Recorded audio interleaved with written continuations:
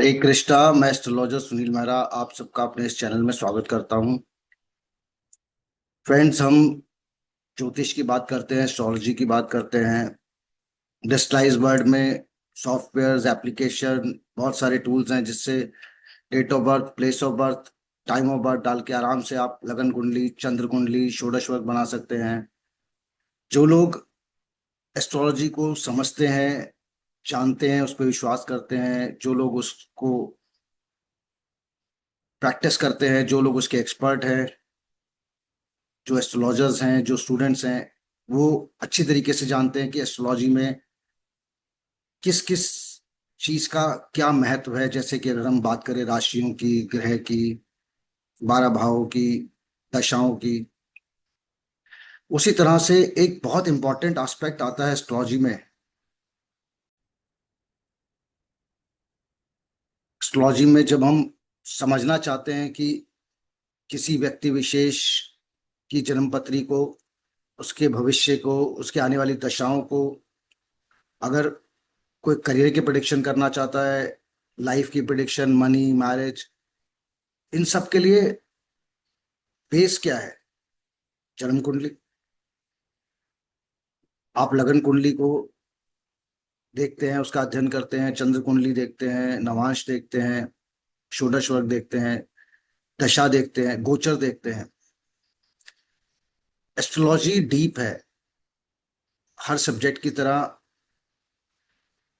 Basics आप जितना समझते जाएंगे, फिर नेक्स्ट लेवल पे, फिर नेक्स्ट लेवल पे, किसी भी पर्टिकुलर सब्जेक्ट को अगर समझना चाहते हैं तो उसके बेसिक्स क्लियर होने बहुत जरूरी हैं पहले। Obviously expertise needs lot of practice, experience also, knowledge also. पर अगर हम बात करें एस्ट्रोलॉजी में ग्रहों की, तो हम ग्रहों की प्लेसमेंट्स देखते हैं। व्यक्ति विशेष का जब जन्म होता है, सबसे पहले क्या देखा जाता है कि किस दिन, किस वक्त और किस स्थान पे, उसको पर्टिकुलर सॉफ्टवेयर में डालते हैं। तो सबसे पहले क्या निकलता है? एक कुंडली निकलती है, राशि देखी जाती है। जिस दिन का बर्थ चार्ट बना रहे हैं, मून किस राशि में प्लेस्ड है, वो व्यक्ति विशेष की राशि मानी जाती है। अब 12 भाव हैं, 12 राशियां हैं, 360 डिग्री का एक्लिप्टिव कंसिडर किया जाता है, 30 डिग्री की एक राशि है। ग्रह अपनी स्पीड के हिसाब से इन राशियों में मूव करते हैं।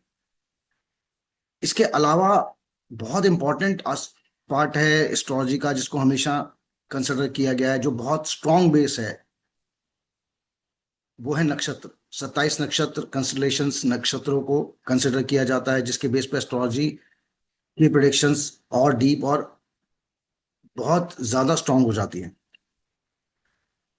27 नक्षत्र हैं।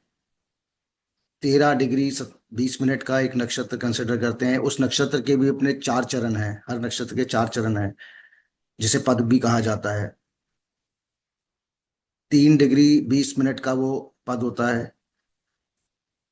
अब जब हम बात कर रहे हैं नक्षत्र की, 27 नक्षत्र, तो वो राशियों में उन नक्षत्रों को देखा जाता है। अगर मान लीजिए फॉर एग्जांपल हम कहते हैं कि चंद्रमा मकर राशि में है, तो जिस वक्त जन्म हुआ, तो उस व्यक्ति विशेष की राशि क्या होगी? मकर। अब उस मकर राशि में नक्षत्र का जो पद आ रहा है, जो डिवीजन डिग्री आ रही है, उस हिसाब से, उस चंद्रमा की डिग्री के हिसाब से उस व्यक्ति विशेष का वो नक्षत्र होगा। तो हम कहते हैं कि मकर राशि है और फॉर एग्जांपल श्रावण नक्षत्र है, तो वो उस पर्टिकुलर डिग्री और मून की प्लेसमेंट के हिसाब से निकलता है। उसके अलावा बाकी जितने भी प्लैनेट्स हैं, वो भी किस किस राशि में कितनी डिग्री पे बैठे हैं, उसके अकॉर्डिंगली उन प्लैनेट्स की उन नक्षत्रों और राशि में प्लेसमेंट देखी जाती है, और जिसके बेस पर predictions, life long predictions, transit predictions, अगर गोचर हम देख रहे हैं तो गोचर में भी कौन सा ग्रह किस राशि में मूव कर रहा है, उसके बाद आप लोग जनरली सुनते होंगे बहुत जगह प्रिडिक्शंस होती हैं। आज की तारीख में बहुत बड़े एस्ट्रोलॉजर्स, कहीं ना कहीं सब प्रिडिक्शंस अवेलेबल रहती हैं। तो अब कोई प्रिडिक्शन कर रहा है कि आज सूर्य इस राशि में आया, गुरु इस राशि में आया, फिर कहते हैं कि उसी राशि में इस नक्षत्र में मूव करा। तो वो डिग्रीज के हिसाब से जितना वो डिग्री में आगे बढ़ता जा रहा है, उसी राशि के 30 डिग्री के सर्कमफ्रेंस के अंदर उसके बाद वो नेक्स्ट मूवमेंट करता है, फिर वो नक्षत्र बदलता है, नक्षत्र के भी चरण है। तो इस बेस पर हम प्रिडिक्शन कर पाते हैं। तो मेन थिंग इज कि जब हम प्रिडिक्शंस को कर रहे हैं किसी भी व्यक्ति विशेष की, तो हम देखेंगे कि उस व्यक्ति विशेष की राशि क्या है, उसका नक्षत्र क्या है। अगर मान लीजिए आप किसी पर्टिकुलर भाव का फल देखना चाहते हैं, किसी की किसी भी पर्टिकुलर भाव से दशा चल रही है, तो उस दशा को आप कैसे प्रेडिक्ट करेंगे कि वो किस भाव की है, वो ग्रह किस भाव में है, किस नक्षत्र में है, और उस नक्षत्र का लॉर्ड किस भाव में है। उसके बेस पे आप ये प्रेडिक्शन कर सकते हैं। जब हम नक्षत्र देखते हैं तो उस नक्षत्र का एक रूलिंग प्लैनेट होता है। तो जब ग्रह किसी राशि में है तो उस राशि से रिलेटेड रिजल्ट देता है। वो उच्च राशि में है, टेबलेटेड साइन में है, फ्रेंड साइन में है, एनिमी साइन में है, तो वो पर्टिकुलर प्लेनेट उस राशि की वजह से उसकी स्ट्रेंथ और वीकनेस और उसके रिजल्ट्स आइडेंटिफाई होते हैं। पैरेलली सेम टाइम पे वो किसी नक्षत्र में है, उस नक्षत्र का भी एक लॉर्ड है। तो जब हम उस पर्टिकुलर प्लेनेट और भाव के फल को देख रहे हैं, तो नक्षत्र के लॉर्ड की इंपॉर्टेंस बहुत हो जाती है, और नक्षत्र का लॉर्ड कहाँ प्लेस है उससे भी बहुत ज्यादा डीप हम कैलकुलेशन कर पाते हैं। स्टेप्स हैं, परमुटेशन कॉम्बिनेशन बहुत सारे बनते जाते हैं, बट अगर आप सिंप्लीफाई करके देखें तो आप पर्टिकुलर एक प्लेनेट और भाव को देख रहे हैं, तो उसमें उसकी राशि को देख रहे हैं, उसकी स्ट्रेंथ को देख रहे हैं, उसकी डिग्री को देख रहे हैं, उसकी अवस्था को देख रहे हैं, नक्षत्र कौन सा है, उस नक्षत्र के एट्रीब्यूट्स क्या हैं, उस नक्षत्र का लॉर्ड क्या है और कहाँ प्लेस्ड है। अब नक्षत्र की अपनी कैटेगरी, अपनी कैरेक्टरिस्टिक्स होती हैं कि वो किस तरीके के प्रभाव दे सकता है। हर नक्षत्र के अपने कैरेक्टरिस्टिक्स हैं। उसके अलावा कुछ बेसिक्स है, जैसे अगर नक्षत्र को माना जाता है, मान लीजिए अगर जन्म नक्षत्र देख रहे हैं तो नक्षत्र में देखा जाएगा गण, कि गण कैसे हैं, मनुष्य गण, देवगण, राक्षस गण। ये हमें हमारी जो एस्ट्रोलॉजी, जो एंशियंट बुक्स से हमने समझी है, सीखी है, और जिसको हम फॉलो करते हैं, ये पूरा बेस उसी से ही है। जिस एंशियंट एस्ट्रोलॉजी को हम फॉलो करते हैं उनमें इन सब गन्स और पर्टिकुलर कैरेक्टरिस्टिक्स को मेंशन किया गया है, और विच इज वैलिडेटेड ऑल्सो। अब अगर हम एस्ट्रोलॉजिकली अगर हम बात कर रहे हैं, जो लोग एस्ट्रोलॉजी को फॉलो करते हैं और एक्सपर्ट हैं, या इस पे विश्वास रखते हैं, या प्रैक्टिस करते हैं, या इसको पढ़ाते हैं, वो इस पर्टिकुलर सब्जेक्ट को अच्छे से समझ सकते हैं। और जो सीखना चाहते हैं उनके लिए भी ये छोटी छोटी इंफॉर्मेशन कहीं ना कहीं काफी हेल्पिंग रहती हैं। अब अगर हम बात करें नक्षत्र की गण की, तो अलग अलग नक्षत्रों के अलग अलग गण हैं। उसी टाइम पे आपने कई बार सुना होगा, जब एस्ट्रोलॉजिकली प्रेडिक्शन करते हैं तो वो कहते हैं कि बच्चे का जन्म सोने के पाए में हुआ है, चांदी के पाए में हुआ है, लोहे के पाए में हुआ है। तो हर नक्षत्र के साथ एक पाया भी अटैच्ड है। उसके अलावा नक्षत्र का एक रूलिंग प्लैनेट है, और नक्षत्र के अपने डीटीज भी हैं, जिसके बेस पर हम उस पर्टिकुलर चार्ट को बनाते हैं। बहुत हद तक ये नक्षत्र, ये सब जो एट्रीब्यूट्स मैंने बताए आपको, अष्टकूट मिलान में और कई चीजों में काफी ज्यादा कंसिडर किए जाते हैं। स्टिल हम एक बात हमेशा बोलते हैं अपने चैनल में, अपने इन छोटे छोटे सेशंस में, जब हम एस्ट्रोलॉजी की बात कर रहे हैं, यहाँ पर कोई फियर नहीं है, कोई मिथ नहीं है। बहुत सिंपल तरीके से हम समझते हैं। जो भी आपका ट्रस्ट है एस्ट्रोलॉजी पे, जो आप मानते हैं, जो फॉलो करते हैं, जो लोग उसको जानते हैं, तो इन छोटी छोटी चीजों को एस्ट्रोलॉजिकली कैलकुलेशन के लिए यूज किया जाता है। प्रैक्टिकल लाइफ में कोई बाइंडिंग नहीं है कि आप सब कुछ ही वैसे करेंगे जैसे एस्ट्रोलॉजी बता रही है। आप उसको फॉलो कर सकते हैं। It can be guide for you, it can be helpful for you, कि आज का नक्षत्र क्या है, क्या वो नक्षत्र आपके लिए बेनिफिशियल है, क्या उस नक्षत्र के अंदर कोई शुभ कार्य को करना चाहिए, नहीं करना चाहिए, या छोटे छोटे बड़े बड़े डिसीजंस आप ले सकते हैं। बट उसका मतलब ये नहीं है कि आप अपनी लाइफ को वाटर टाइट रखें कि नहीं आज ये वाला तो ये है तो मैं कर ही नहीं सकता। जो आप Karma makes all the difference. अगर आपके कर्म साफ हैं, आप नीट इंटेंशन से चल रहे हैं, सबका भला कर रहे हैं, अपनी लाइफ में हार्ड वर्किंग है, फोकस्ड हैं, इंटेलिजेंस से काम कर रहे हैं, स्मार्टली काम कर रहे हैं, किसी को हर्ट नहीं कर रहे हैं, तो हर दिन अच्छा है। ज्योतिष आपकी हेल्प करता है, आपको गाइड करता है, और आप उसको कैसे अपनी लाइफ में यूज और इम्प्लीमेंट करते हैं ये आपके ऊपर भी डिपेंड करता है। आप उसे एक सपोर्ट सिस्टम लेंगे, एक अच्छी नॉलेज लेंगे, एक अच्छी पॉजिटिव ऑरा लेंगे उससे कि हाँ आपको गाइड कर रहा है, तो वो it can be a good benefit for you. पर अगर आप उसमें, बहुत जगह देखा गया आज के तारीख में कि फियर, कि आज ये हो जाएगा, आज वो हो जाएगा। एस्ट्रोलॉजी फियर नहीं देती है, एस्ट्रोलॉजी आपको गाइड करती है। एस्ट्रोलॉजी आपको गाइड करती है। आज के इस डिजिटलाइज एरा में जहाँ लाइफ इतनी फास्ट भाग रही है, ये छोटी छोटी चीजें आपको एक तरीके से एक सपोर्ट सिस्टम है। अगर आप उसमें बिलीव करते हैं, अगर आप बिलीव ही नहीं करते हैं तो वो तो फिर वो एक अलग कंसेप्ट है। जो एस्ट्रोलॉजी में बिलीव करते हैं वो उसको फॉलो करते हैं और कर भी सकते हैं। सो आज हम स्टार्ट करेंगे नक्षत्र के ऊपर। आज हम बात करेंगे फ्रेंड्स अश्विनी नक्षत्र की। 360 डिग्री के इक्लिप्टिव में सारे राशियां, सारे प्लैनेट्स को हम कंसिडर करते हैं, मूवमेंट उनकी, और कंस्टलेशंस को भी, 27 नक्षत्रों को भी। पहली राशि मेष राशि। हर राशि 30 डिग्री की है, 27 नक्षत्र हैं, 13 डिग्री 20 मिनट्स का एक नक्षत्र को माना गया है, और हर नक्षत्र के अपने 4 चरण हैं, 4 पद जिन्हें कहे जाते हैं।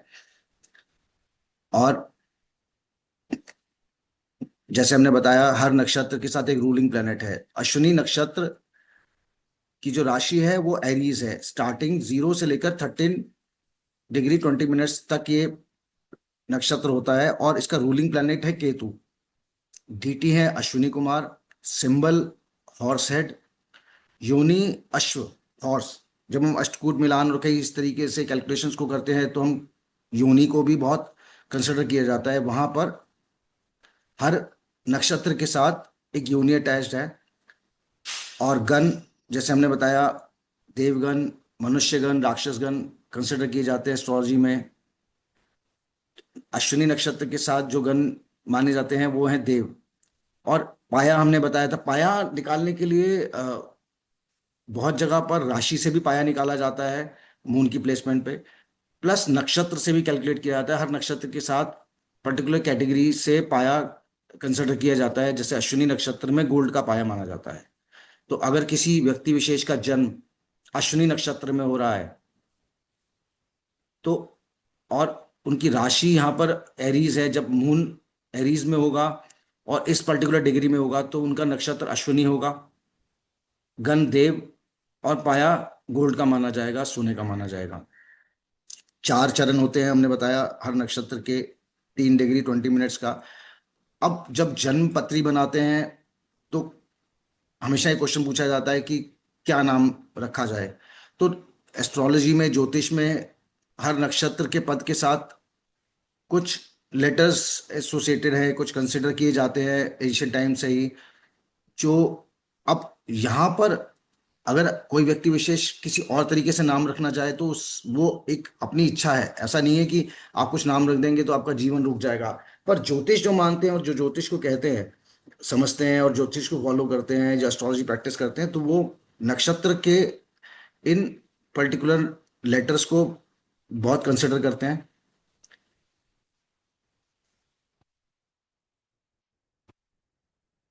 सो ये, इनका प्रोनाउंसिएशन हिंदी से भी होता है, और हमने इसलिए इसको इंग्लिश में लिखा है। जो इसका प्रोनाउंसिएशन अगर आप करेंगे तो ये हर नक्षत्र के साथ 4 पद, और हर पद का अपना एक लेटर आता है। अब चाहे व्यक्ति विशेष हो, चाहे प्लेनेट हो, चाहे भाव हो, चाहे नक्षत्र हो, सबके अपने एट्रीब्यूट्स और करेक्टरिस्टिक्स हैं। Ketu owned, Ketu ruled planet है अश्विन, जो रूलिंग प्लेनेट है अश्विनी नक्षत्र का। और जो एट्रीब्यूट्स हैं वो स्पिरिचुअल है, हीलिंग है, एडवेंचरस रहते हैं। कहीं ना कहीं एक डीप इंटेंस इमोशन रहती है अश्विनी नक्षत्र के जातकों में। स्पिरिचुअलिटी और हीलिंग जैसा एक करेक्टरिस्टिक रहता है उनके अंदर। बट बीइंग डीप और काफी एडवेंचरस होते हैं। उसके अलावा अगर हम नेगेटिव ट्रेड देखें तो जो चीज इतनी डीप है वो कहीं ना कहीं रेस्टलेसनेस भी कंसिडर की जा सकती है, एक तरीके से इम्पल्सिव भी होते हैं। पर अगर हम बात करें स्पेसिफिक की एट्रीब्यूट्स किसी व्यक्ति विशेष के अंदर अगर हमें समझने हैं, तो अश्विनी नक्षत्र ये करेक्टरिस्टिक्स रिप्रेजेंट कर रहा है।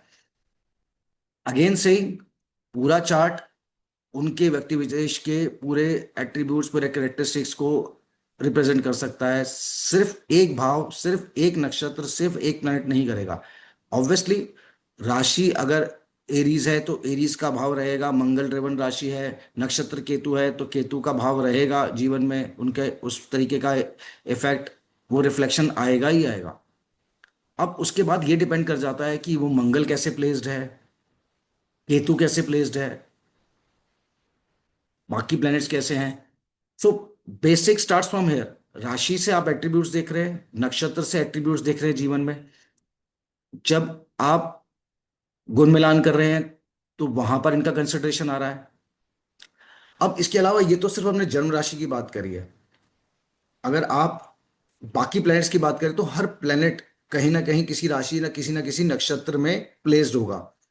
तो उस प्लेनेट को और उस भाव को जब आप एनालाइज करोगे, उसके रिजल्ट्स को एनालाइज करोगे, या उस पर प्रेडिक्शन करना चाहते हो, या पर्टिकुलरली अगर उस प्लेनेट की दशा चल रही है तो वो कैसे रिजल्ट देगा, वो नक्षत्र, नक्षत्र के लॉर्ड की प्लेसमेंट, ऑब्वियसली राशि कौन सी है, ये सारी चीजें कंबाइन होके रिजल्ट आप उसमें कंसिडर कर सकते हो। सो फ्रेंड्स, यहां पर हमने समझा अश्विनी नक्षत्र के बहुत बेसिक। एरीज राशि में है, केतु ड्रेवन है, देवगन है, गोल्ड का पाया है, ये लेटर्स आते हैं। और की एट्रीब्यूट्स जो हैं, की कैरेक्टरिस्टिक्स जो हैं, वो स्पिरिचुअलिटी रहती है, हीलिंग रहती है, प्रीचर्स मेडिकेशन में अच्छे हो सकते हैं, एडवेंचरस हो सकते हैं। नेगेटिव्स किसी भी व्यक्ति के लाइफ में उसके लाइफस्टाइल और बहुत सारी चीज़ों पे भी डिपेंड करते हैं कि वो किस तरीके के गोल रख के कितना अचीव कर रहा है, कितना फोकस कर रहा है।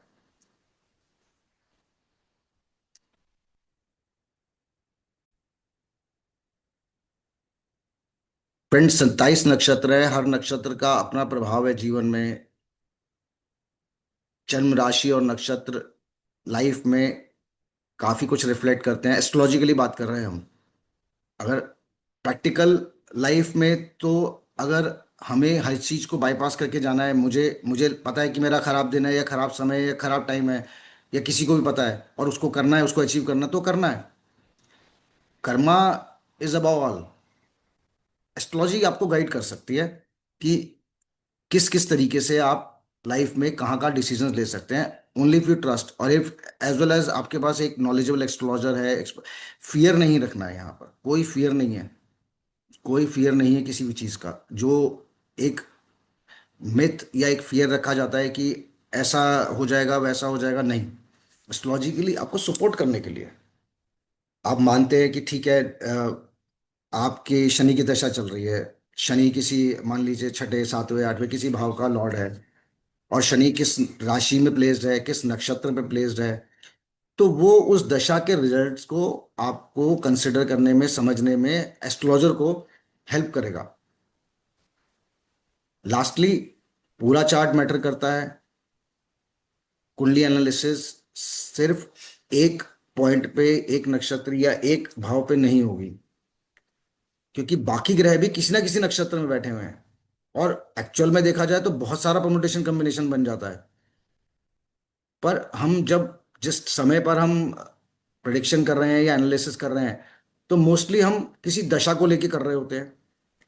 तो वो दशा का रिजल्ट निकालना, हम पूरे चार्ट को उस वक्त एनालाइज करते हैं, बट हम जो रिजल्ट बता रहे हैं उस दशा का बता रहे हैं, उस प्लेनेट का बता रहे हैं, या मैरिज से रिलेटेड बता रहे हैं, तो मैरिज के भाव का प्लेनेट कहाँ बैठा है, कौन सी राशि है, नक्षत्र कौन सा है। तो ये हमें थोड़ा ईज कर देता है। हमें सारे परमुटेशन कॉम्बिनेशन एक साथ तो लगाने नहीं है, हाँ, मगर हमें हेल्प कर सकते हैं कि टोटल रिजल्ट कितना पॉजिटिव और कितना नेगेटिव जा सकता है। कोई प्लेनेट बहुत खराब कर रहा है, मगर किसी शुभ ग्रह की दृष्टि पड़ रही है या ट्रांजिट में कुछ चीजें अच्छी हैं तो रिजल्ट्स उतने बुरे नहीं होते।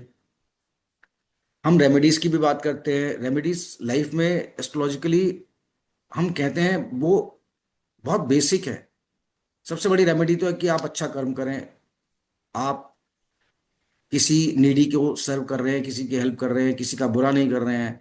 जितनी भी स्पिरिचुअलिटी आप फॉलो करते हैं, जो भी आप जिस तरीके से भी आप अपने स्पिरिचुअलिटी को फॉलो करते हैं, जो भी आपके लाइफ का रूटीन है वो आप करें शुभ भाव से, अच्छे भाव से। अगर आप भगवान का नाम लेते हैं, अपने नित्य कर्म करते हैं, तो ये प्लैनेट्स आपको अपने आप ही अच्छा रिजल्ट देना शुरू कर देते हैं। बस थोड़े थोड़े जो आपको पॉइंट्स लेने होते हैं एस्ट्रोलॉजर से, वो आपको हेल्प कर देते हैं। लास्टली अगेन सेइंग सर, कहीं भी आप लोग फियर में मत जाइए। किसी किसी ने कह दिया कि अब राहु कालम है तो ये काम नहीं करना, अगर आपको जाना ही है तो आप राहु कालम में काम करोगे ही। अगर ये नक्षत्र है, हाँ, अगर बहुत इंपॉर्टेंट आपके डिसीजंस है, मैरिज है या किसी बड़े काम को कर रहे हैं, तो ऑब्वियसली नक्षत्र, समय, दशा, ये सब चीजें देखनी जरूरी है। इससे हेल्प मिलती है अगर आप विश्वास करते हैं। नहीं विश्वास करते तो फिर आपके लिए एस्ट्रोलॉजी से, किसी चेंज से आपको कोई फर्क ही नहीं पड़ता। पर अगेन, अगर लाइफस्टाइल डेली रूटीन की अगर हम बात करें, तो छोटी छोटी चीजों के लिए आप किसी भी फियरफुल वाले मोड में मत जाइए कि हाँ किसी एस्ट्रोलॉजर ने कह दिया ऐसा हो जाएगा वैसा हो जाएगा। अगर आप अपने शुभ कर्मों को कर रहे हैं, अपने धर्म को फॉलो कर रहे हैं, अपने नित्य नियम को फॉलो कर रहे हैं, दूसरों की सेवा कर रहे हैं, अपने घर में बड़ों की सेवा कर रहे हैं, किसी के साथ बुरा नहीं कर रहे हैं, तो ये ग्रह नक्षत्र आपको सपोर्ट कर देंगे। हाँ, जब आप कोई मेडिकल इमरजेंसी आ गई, आपको विवाह, शादी, करियर, फॉरेन ट्रेवल, प्रॉपर्टी, बड़े बड़े डिसीजंस लेने हैं, तो हम एस्ट्रोलॉजी को बहुत आराम से काउंट कर सकते हैं कि एटलीस्ट गाइड करेगी। डिसीजंस आपको अपनी फिजिबिलिटी पे लेने हैं। अगर आपके मन में है कि मुझे बहुत बड़ा प्रोजेक्ट बनाना है और जेब में पैसे नहीं है, तो एस्ट्रोलॉजी आपको ये नहीं कहेगी कि आप जाके कुछ सब कुछ बेच के कुछ करिए। आपको प्रैक्टिकल भी समझना है। एस्ट्रोलॉजी आपको गाइड कर सकती है, प्रैक्टिकल स्टेप्स आपको भी उठाने हैं। सो लाइफ के इस डिजिटल वर्ल्ड में आपको कॉम्बिनेशन बनाना है, नॉलेज का, प्रैक्टिकल फिजिबिलिटी का, और कितने रिस्क एनालिसिस आप कर सकते हैं। सो आशा करता हूँ आपको मेरा ये वीडियो पसंद आया होगा। आज स्पेसिफिकली मैंने आप सबसे ये शेयर किया है कि एस्ट्रोलॉजी को आप समझें, यूज़ करें अपनी लाइफ में। अगर आप विश्वास करते हैं, उसका ज्ञान अर्जित करें अगर आपका इंटरेस्ट है, पर उसे किसी भी तरीके के फियर से नहीं ऐड कीजिए, किसी तरीके के भ्रम में या किसी फेक इंफॉर्मेशन में मत जाइए। क्योंकि आज की डिजिटल वर्ल्ड में माइनस ये भी हो रहा है कि कहीं से अगर आप देखें, एक एआई टूल भी उठाएंगे ना आप, तो वो भी नीचे सबसे पहले लिखता है कि इंफॉर्मेशन में डिफर। तो बहुत ज्यादा भ्रम है कि किसी ने कह दिया शुक्र यहाँ पे बैठा है या शनि यहाँ पे बैठा है तो ये ऐसा हो जाएगा। सिर्फ एक चीज से एनालिसिस मत कीजिए। एस्ट्रोलॉजी को डर मत बनाइए। एस्ट्रोलॉजी को अपना गाइड बना सकते हैं अगर आप विश्वास करते हैं, फॉलो करते हैं, but light hearted, light minded. मेरे चैनल को और इस वीडियो को लाइक और सब्सक्राइब करना नहीं भूलिएगा। हरे कृष्णा।